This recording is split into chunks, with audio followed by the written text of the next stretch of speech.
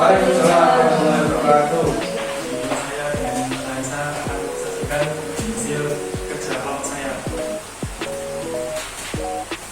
Jadi yang pertama yaitu pengertian atau birokrasi atau yang birokrasi merupakan penyimpangan yang terjadi di birokrasi. Penyebabnya itu penyimpangan tautologi adalah interaksi yang salah antara struktur dan faktor-faktor lingkungan birokrasi. Nah, di mana hal ini itu ada dua, yaitu faktor struktur dan lingkungan birokrasi. Di mana struktur ini seperti melakukan rekrutmen atau penempatan jabatan yang tidak sesuai dengan bidang atau ahlinya.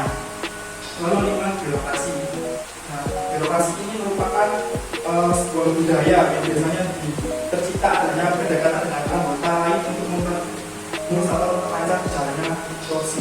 Nah, biasanya budaya itu yaitu kata korupsi, nepotisme. Nah, antara struktur dan lingkungan birokrasi ini saling berkaitan karena dengan adanya kedekatan seperti merekrut teman dekat saudara dalam sebuah instansi atau birokrasi pemerintah dapat menciptakan adanya kedekatan yang mana kedekatan itu memperlancar adanya budaya korupsi. Contoh saja seperti pada masa Menteri Komunikasi dan Informatika Pak Joni G. Plate, di mana beliau merupakan tidak lulusan komunikasi melainkan lulusan ekonomi. Dan di mana hal itu berkaitan dengan adanya kasus korupsi yang ada pada bulan kemarin.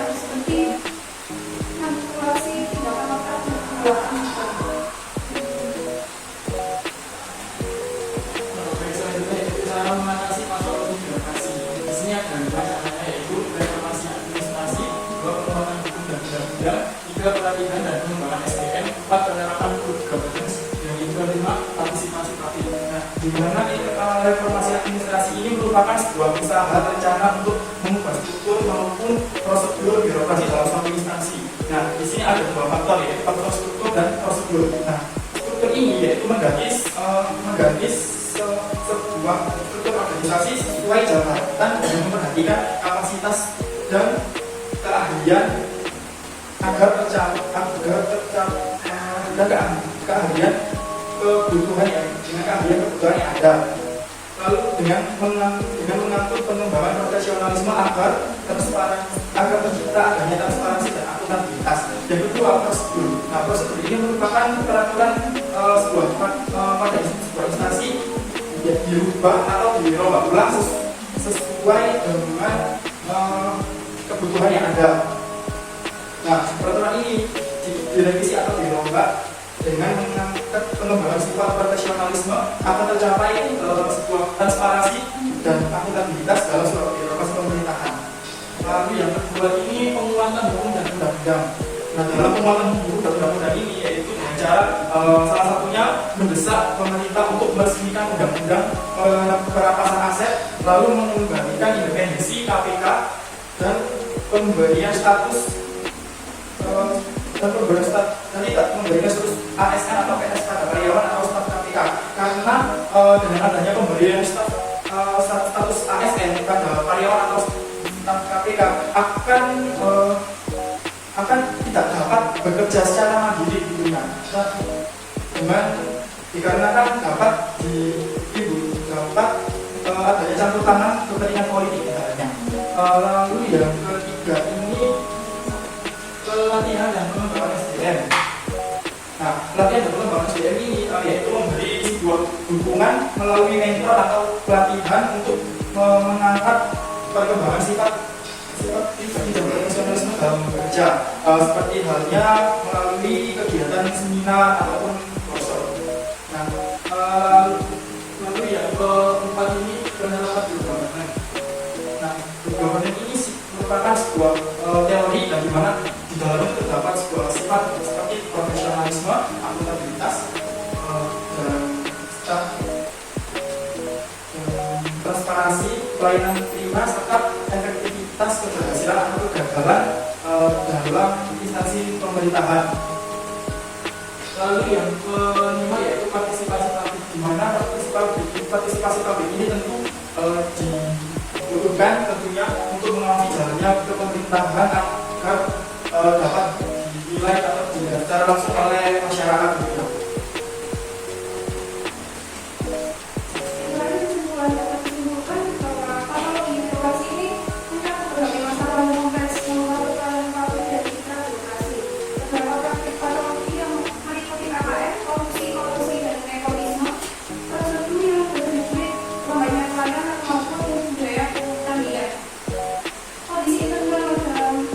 Berbagai instansi pemerintah ini dapat menjadi akar dari katalog birokrasi seperti eksploitasi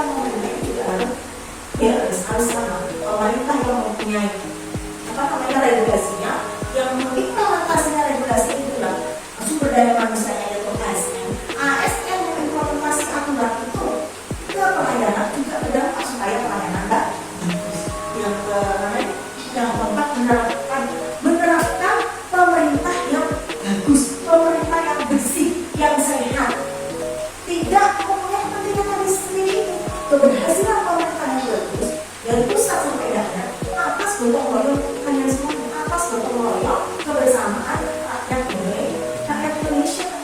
Bukan tidak boleh ada kepentingan. Kalau sampai ada kepentingan pribadi, itu sudah namanya hanya pasti nanti mau sana mau sini untuk mendapatkan kedudukan yang bagus. Makanya payung hukum ini, kebijakan ini, regulasi ini harus ada di dalam hal ini. Karena yang ditangani itu siapa nggak? Kita manusia. Manusia ini punya akal budi, bukan hewan. Namanya akal budi yang dilayani ini manusia. Saya dilatih ini manusia yang punya akal budi, ya manusia tadi. Yang melayani juga manusia ini juga punya capek. Ya kan? Kita bersama dengan dosen, kalian mahasiswa, kalian kan juga manusia. Makanya ada aturan regulasi di dalam dunia pendidikan contohnya ya, di dalam akreditasi itu kita harus tanya mahasiswa, ada namanya kontrak kuliah. Jangan ngomong sekarang nggak ada peraturan bersama kita kuliah batas yang sudah apa namanya dosennya sudah sepuh, hilang cuma bawa satu buku atau dua buku, bawa ininya dua enggak, dan nggak pakai tangan ini apa seperti ini dulu masih pakai tangan ini loh manual itu termasuk banyak orang negeri ya, banyak mahasiswa yang anak. Kalau nggak masuk hari pertama, angka yang masuk. Kalau kita nggak hari pertama, kita harus komunikasikan dengan manusia. Kan manusia ini, manusia yang punya akal begitu tinggi. Gimana kita mempunyai kontrak kuliah programnya seperti ini, dan pencapaiannya seperti itu. Bagaimana? Setuju yang jatuh, tidak setuju. Hari ini gimana? Dikomunikasikan. Pada hakikatnya manusia itu dimusyawarahkan. Kita kolaborasi. Berhasil tidaknya proses pembelajaran ini karena ada komunikasi, ada kolaborasi yang bagus, yang harmonis. Begitu pun di dalam dunia birokrasi. Jangan orang jadi komite, jadi misalkan jadi wali kota, memberikan instruksi atau jadi bupati misalkan, memberikan instruksi kepada bawahnya, pada kepala-kepalanya tidak bagus. Pasti berdampak kepala-kepalanya tadi juga memberikan informasi kepada anak buahnya tidak bagus. Akhirnya berdampak anak melayani masyarakat juga tidak bagus. Jadi ada lagi nama siapa? Semuanya adalah satu kesatuan. Tidak bisa kelimanya ini berlangsung dengan baik, ada keterbukaan tadi. Kalau kelima-limanya ini tidak bagus. Partisipasi publik ini penting. Partisipasi publik. Kalau ada aduan, ada apa namanya tidak puas dengan pelayanan, disampaikan. Contohnya disampaikan dengan baik, dengan kata-kata yang baik. Karena kita pun manusia. Nah, biasanya di dalam pelayanan publik itu yang sering ada komplain itu di bidang kesehatan. Karena banyak itu di bidang kesehatan, di bidang perizinan ini sangat komplikated. Karena berbicara pelayanan kesehatan itu kan berbicara tentang manusia. Orang udah sakit, ya orang sakit itu kan double pikirannya.